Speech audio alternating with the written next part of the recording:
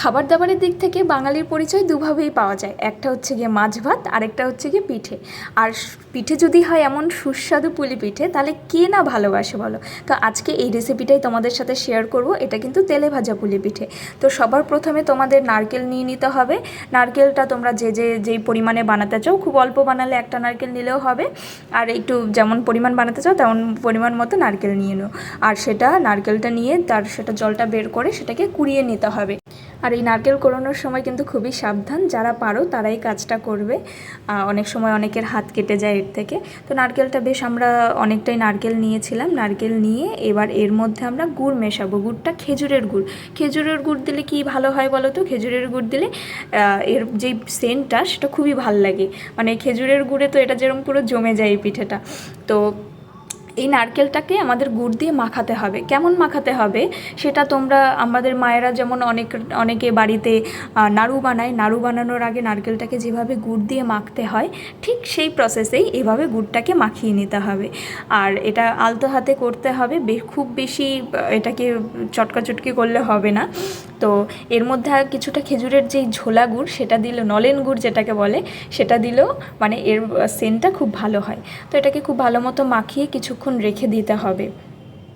তো দেখো এটা প্রায় আমাদের মাখা হয়ে গেছে। মাখার পরে এবার আমরা এর ডোটা রেডি করে ফেলবো পিঠের। তো পিঠের ডোয়ের জন্য প্রথমেই জল গরম করে নিয়েছি, আর এতে পরিমাণ মতো নুন দিয়ে নিয়েছি। আর এতে দেখবে চালের গুঁড়ো দিতে হবে। আর চালের গুঁড়োটা সেটা কি, গোবিন্দভোগ চালের গুঁড়ো হলে তো খুবই ভালো, আর না হলে তোমরা নর্মাল প্লেন আতপ চালের গুঁড়ো ইউজ করতে পারো। আর দেখো এটা কিন্তু যে এরম না গরম জল করে আলাদা করে মিক্স করতে হবে, এটা কিন্তু যখন উনানে থাকবে তখনই তোমাকে এটা করতে হবে। জাল জ্বলবে মিডিয়াম ফ্লেমে, আঁচটা দিয়ে তারপর এটাকে নাড়তে হবে।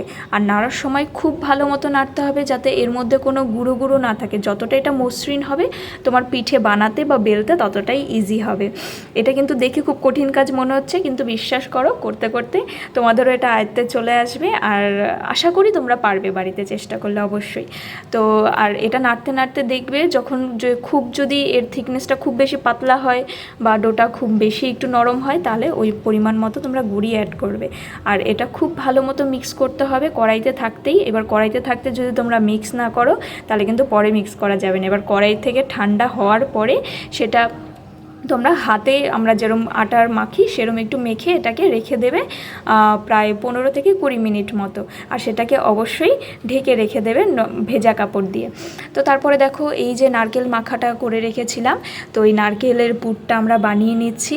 তো এর মধ্যে তেজপাতা, 2 কি 3টে তেজপাতা আর 2টো এলাচ ফাটিয়ে তারপর এতে দিতে হবে। আর এটা কড়াইতে দিয়ে ঠিক আমরা যেভাবে নাড়ুর পুর রেডি করি ঠিক তেমনভাবেই এটাকে নাড়াচাড়া করতে হবে। আর নাড়াচাড়া করার সময় সাবধান যাতে নিচে পোড়া না লেগে যায়। পোড়া লাগলে কিন্তু এই স্টাফিংটা পুরোটাই তেতো হয়ে যাবে।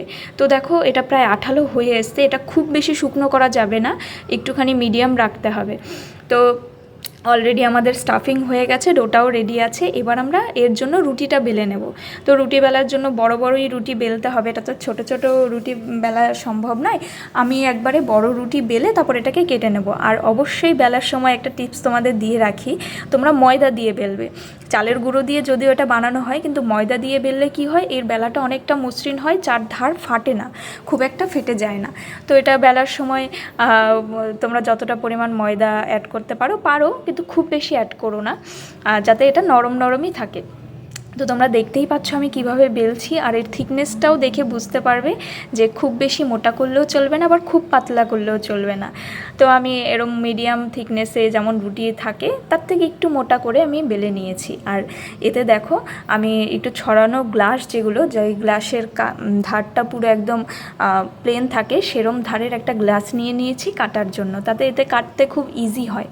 তো এরমভাবে কেটে নেবে। আর তোমাদের গ্লাস বা বাটি এই সাইজের যেমন থাকে তেমনভাবে করে নেবে। আর এতে কাটার পরে এতে আমি ফাইনালি স্টাফিং দিচ্ছি। স্টাফিং অ্যাড করে এটাকে আমি শেপ দিয়ে নেব। এবার এক একজন পুলি পিঠের শেপ এক এক রকমভাবে দেয়, এক এক রকমভাবে করে। আমরা 2-3 ডিজাইনের করি, তোমরা যেমন ইচ্ছে তেমন করতে পারো। এবার তোমরা দেখতে পারো আমি কিভাবে করছি। যারা পারো না তাদের জন্য একটুখানি আমি ক্লোজ থেকে দেখিয়ে দিচ্ছি কিভাবে করতে হয়। আসলে এটা বলে বোঝানো সম্ভব নয়, এটা মানে তোমরা দেখে বুঝতে পারবে, আর করলে ঠিক বুঝতে পারবে যে একটুখানি টিপ দিয়ে তারপর সেটাকে আবার ফোল্ড করতে হয়। দেখে অবশ্যই তোমরা বুঝতে পারছো। আর ভিডিওটা কেমন লাগছে অবশ্যই কমেন্ট করে জানাবে, আর তোমরা কিন্তু অবশ্যই বাড়িতে ট্রাই করো। তো দেখো, এটা তো নর্মাল যেই শেপ হয় সেটা তো বানানো হয়ই, আর এছাড়াও আমরা আদার্স আরও অনেক শেপ বানিয়েছি। সেটাই যেরকম সমোসার মতো যে শেপটা সেটা আছে, তারপরে বিভিন্ন শেপের তোমরা বানাতে পারো যেমন ইচ্ছে তোমাদের। জাস্ট এটা খেতে জাস্ট অসাধারণ হয়, খেতে এত ভালো লাগে। পুলি পিঠে আমার সবার সবথেকে ফেভারিট পিঠে। তো তোমরা অবশ্য কমেন্টে জানাবে তোমাদের কোন পিঠে ভালো লাগে। আর দেখো, এটা আলাদা একটা শেপ দিয়েছি, লাভ শেপেরও একটা বানানো হয়েছে। তো তোমাদের কেমন লেগেছে অবশ্যই কমেন্ট করে জানাবে। তো ফাইনালি এরম করে অনেকগুলো রেডি করার পরে এবার কড়াইতে তেল গরম হওয়ার পরে এগুলো ভেজে নেওয়ার পালা।